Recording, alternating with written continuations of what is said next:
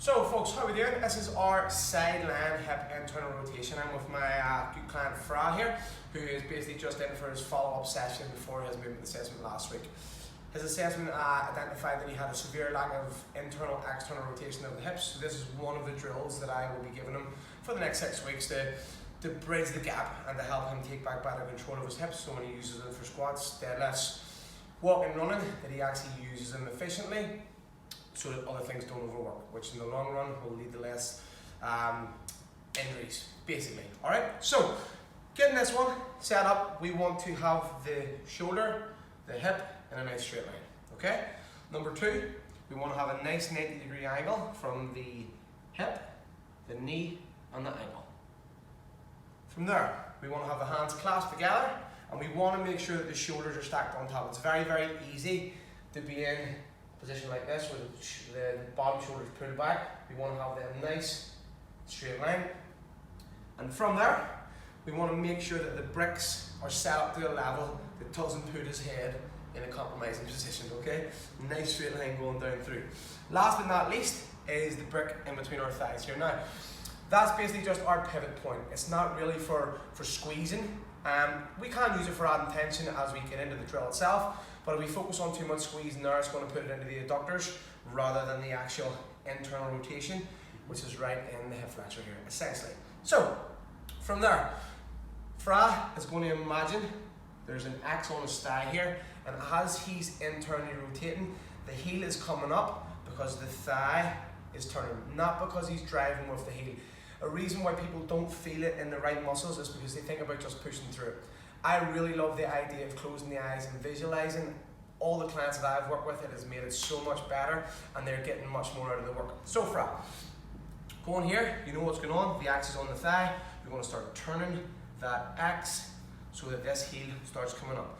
Once you meet that first block, I want you to pause for me and get a few wee breaths. About there, perfect, now hold that, good.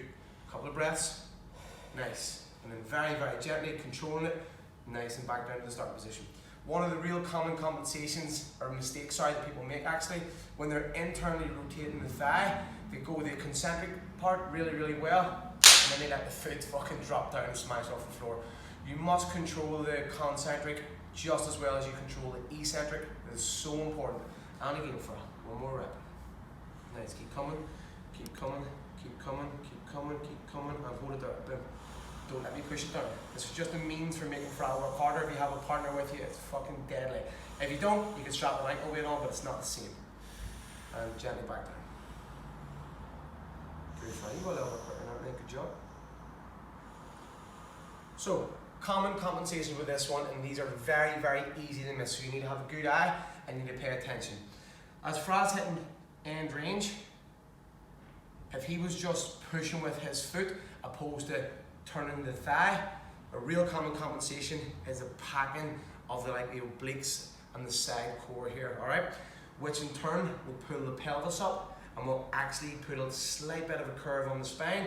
So it's not actually hip rotation that's assisting with this, it's actually the likes of his obliques and stuff here and his spine, okay? So that's one thing we want to watch out for when we're internally rotating. Go with the visualization. If you push on through, it's very, very easy. Go ahead, Fra. Push as hard as you can with the heel now. Up, up, up. Keep going, keep going, keep going. As you can see, this is all starting to shorten now. Keep going, Fra. And as I can see, there's a little bit of a twist coming through his spine here. The left side of the pelvis is traveling up and the right side is traveling down.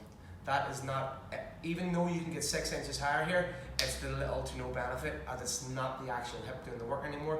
It's the pelvis, the legs of the obliques, and the core here, alright? So, that is our sideline hip internal rotation. In terms of sets and reps, you can head up to anywhere of 30 of these a day. You cannot do enough of them, to be honest. The only mistake you can ever make with this is putting too much tension in too often. So, out of your 7 days in the week, aim for 2 tension days where you're going to 100%, you're shaking, you're trembling, fucking snot is dropping from your nose, you're going that hard. But the other 5 days, nice and gentle, close to 0 tension, 10% tension, if you want to think about it in terms of percentage. And that's how we do it. We open up the new space by going hard once or twice a week. then we maintain the new space by performing the same movements nice and gently. If you have to work up to 100% effort every single time to get your body moving, the brain is not going to want this. It's going to try and reject that movement pattern. And it's the same thing when I was having a chat with Fry earlier. Why do you never feel tight when you sit on the sofa? Because you expend fuck all energy there. It's that simple, okay?